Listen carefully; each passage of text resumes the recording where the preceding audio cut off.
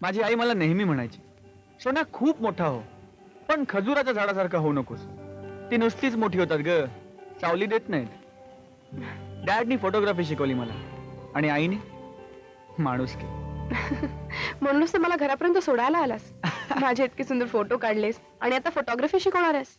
O by, हे सगळं माणुसकी म्हणून नाही हं. हे सगळं फ्रेंडशिप म्हणून. आणि फ्रेंडशिप करायचं स्किल माझा स्वतःचा आहे. Its original. त्याचं क्रेडिट मी आई बाबांना नाही देणार. ए अगं, हसलीस की चेहरा किती बदलतो तुझा. खरंच? पण पहिलाच बरा दिसतो. नाही नाही, जस्ट जोकिंग. इथलं माहितीये, काय काय लोकांना खूप बोलतात, बडबड बडबड बडबड बडबड, एकदम तुझ्यासारखे. काय? हो. आणि काही लोक शांत असतात, त्यांचा फक्त चेहरा बोलतो माझ्यासारखा. आणि फोटोग्राफर म्हणून माणसाने हाच मॅजिकल चेंज कॅप्चर करायला पाहिजे. मग तो चेंज कसलाही असो, म्हणजे बदलती आकाशाची स्कायलाईन असो किंवा माणसाच्या चेहऱ्यावरचे बदलते एक्सप्रेशन. आणि ते ते झाड बघ. कुठलं ते? अगं बुंधा नाही, शेंडा बघ. पाहिलं. अगं पक्षी बघ ना त्याच्यावरचा. कुठे दिसतोय तो काय तिकडे आहे? अय्या, तो सुंदर आहे नाही है ना? एक काम कर, गाडीमध्ये माझी बॅग आहे, त्या पाऊच मध्ये माझा लेन्स क्लीनर आहे. घेऊन ये लवकर घेऊन ये. पळ.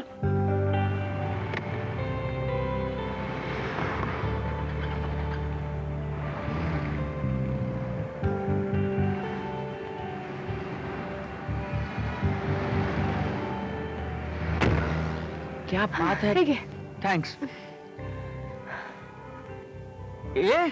फोटोग्राफी शिकायची ना तुला? मग घ्या. जो कल करे सो आज कर, जो आज करे सो अब. Very good. एक काम कर, तो पक्षी आहे ना, त्याची पोझिशन बघ. जसं ऊन येईल ना, तसं त्याच्या पंखांचा रंग चेंज होईल. आपल्याला एक्झॅक्टली ती मोमेंट कॅप्चर करायची. ओके. बघ लेन्स मध्ये बघ. शालिनी क्लिक. शालिनी क्लिक. ना. अगं पक्षी उडाला ना. हो, खरंच पक्षी उडाला. आता काय करायचं? आता काय करायचं? काय आता नाचायचं. तर मल्ली मल्ला. अगं आता नाचायचं, रुसायचं नाही. शालिनी, असं काय करतेस? अगं तो पक्षी उडून गेला म्हणून काय? आता दुसरा पक्षी शोधायचा, दुसरं झाड शोधायचं, पुन्हा उन्हाची वाट बघायची. बाबा नेहमी म्हणायचं मला, आयुष्य असंच राहणार, चालतं बोलतं हलतं ते प्रवाहातच असणार. पण अशा अस्थिर क्षणांमधनं स्थिर क्षण पकडणं, हेच तर फोटोग्राफरचं कौशल्य आहे. काय आहे, पेशन्स शिवाय फोटोग्राफी शक्य नाही. आणि आयुष्य सुद्धा.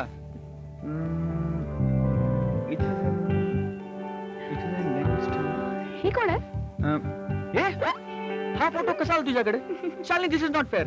मी तुला लेन्स क्लीनर आणायला सांगितलं होतं आणि तू हे काय? तुला कोणी सांगितलं होतं? तो खाली पडला होता बरं का, मी काही केलेलं नाहीये. शालिनी, दिस पर्सनल या.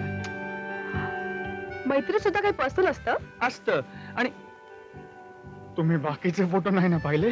कुठे होते? तिथेच होते. अरे मी का सांगतोय हिला? आता मी बघणार. नाही. आता मी हे बघ, तू शहाणी मुलगी आहेस की नाही? Yes. शालिनी, पक्षी. शालिनी, इट्स नॉट डन यार. ते पर्सनल आहे. Shalini,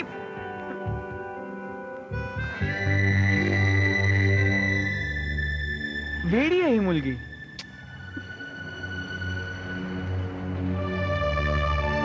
I am sorry.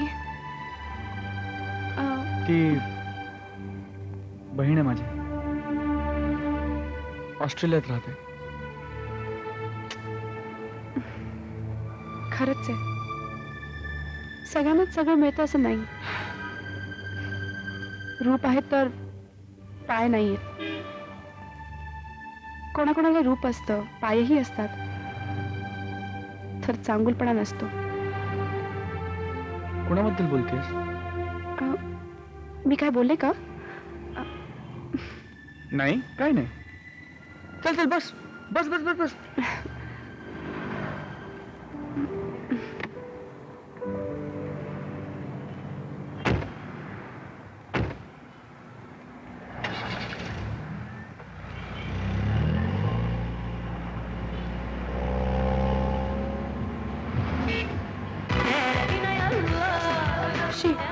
सगळी अरेबिकच गाणी लागतात.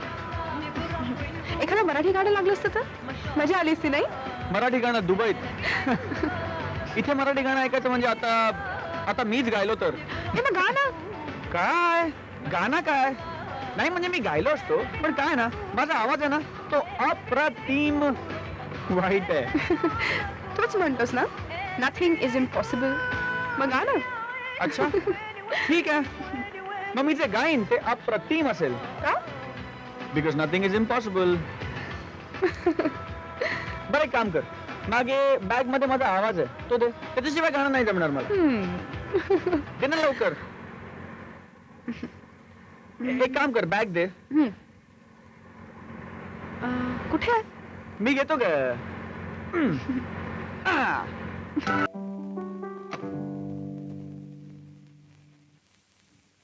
सॉरी जरा उशीर झाला. तुम्ही कधी आलात? का तुला वाटलं असेल आजही मला यायला उशीर होईल नाही असं का वाटलं तुम्हाला? म्हणून तू त्या पोराला घरापर्यंत आणण्याची हिंमत केलीस. आज गुरुवार तुम्ही नेहमीपेक्षा लवकर येणार मला माहित होतं. तरी त्याला घरापर्यंत आणलंस. अहो तो मला सोडणार असला म्हणजे मी नवीन आहे इथे मला काही माहित नाहीये. वा म्हणजे उद्या तू त्याला घराच्या आतही बोलवशील. नाही तसं म्हटलं मी त्याला एक दोनदा पण तोच म्हणाला की तुम्ही असताना घरी येईल म्हणून. मला माहित असतं तुम्ही ऑलरेडी घरी आहात तर त्याला बोलवलं असतं वर. How dare you. तुला कळतंय तू काय बोलतीस? Are you in your senses? घाबरायचं काय आहे त्यात? म्हणजे मित्रच आहे ना माझा घरी सोडायला येणारच. तुझा मित्र आहे तो. I see. खेड्यातून येऊन ही मैत्री वगैरे बरी कळते का तुला? रत्नागिरी खेडं नाहीये काही. टुमदार गाव आहे. 4 कॉलेजेस आहेत 2 लायब्ररी आहेत. अहो आकाशवाणीचं केंद्र सुद्धा आहे तिथे. पुरे पुरे ही रत्नागिरीची हिस्ट्री जॉग्राफी नाही ऐकायची मला. मला शिकवतीये. हे बघ शालिनी तुमचं म्हणजे तुझं आणि त्या दीपकचं नक्की काय चाललंय ना ते आज मला कळायलाच हवं. दीपक ना आजकाल मला दुबईतली सुंदर सुंदर ठिकाणं दाखवतोय. म्हणजे ते शॉपिंग मॉल्स वगैरे नाही कारण खरेदीत तसं आम्हाला दोघांना इंटरेस्ट नाहीये. आणि दुबईत तर छोटे काय आणि मोठे काय शॉपिंग मॉल सगळे सारखेच. बरोबर आहे. Your right. एकांताची ठिकाणं निवडत असणार तो साला. अहो तसं नाही. लोक असतात आजूबाजूला पण त्या जागी तसं बाजारीकरण झालेलं नसतं. तेवढंच म्हणायचं होतं मला. अच्छा. अरे वा गुंगी गुडिया फारच चुरू चुरू बोलायला लागली. एवढा कुठून कंठ फुटला ग तुला? आणि तुझा दीपक त्याला कामधंदे नाहीत काय? सुंदर सुंदर ठिकाणं दाखवत फिरतो. गाईड येतो दुबईचा. जर असेल ना गाईड तर आमच्या राज ट्रॅव्हल्स मध्ये त्याला चिकटवून टाकतो. अहो फिरणं हा त्याचा धंद्याचाच भाग आहे. प्रोफेशनल फोटोग्राफर आहे तो.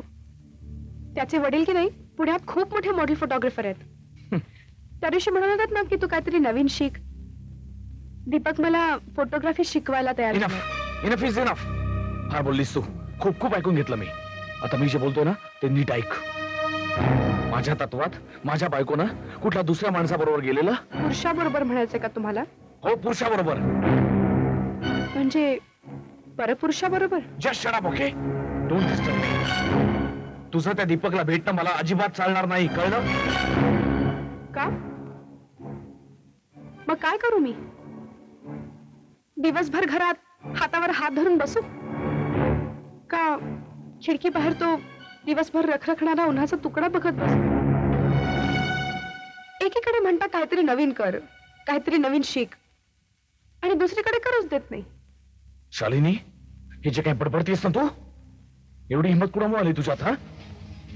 त्या साऱ्या दीपकमुळे ना? नाही तुम्ही म्हणता ती हिंमत मला दीपकमुळे नाही माझ्यातल्या सच्चेपणामुळे मिळाली आहे. जे खोटं आयुष्य जगतात ना ते घाबरतात.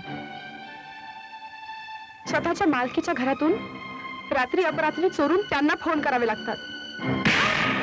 आणि चीट. का? आयुष्यात मोकळी स्पेस फक्त तुम्हालाच हवी आहे. थोडी मलाही द्या ना.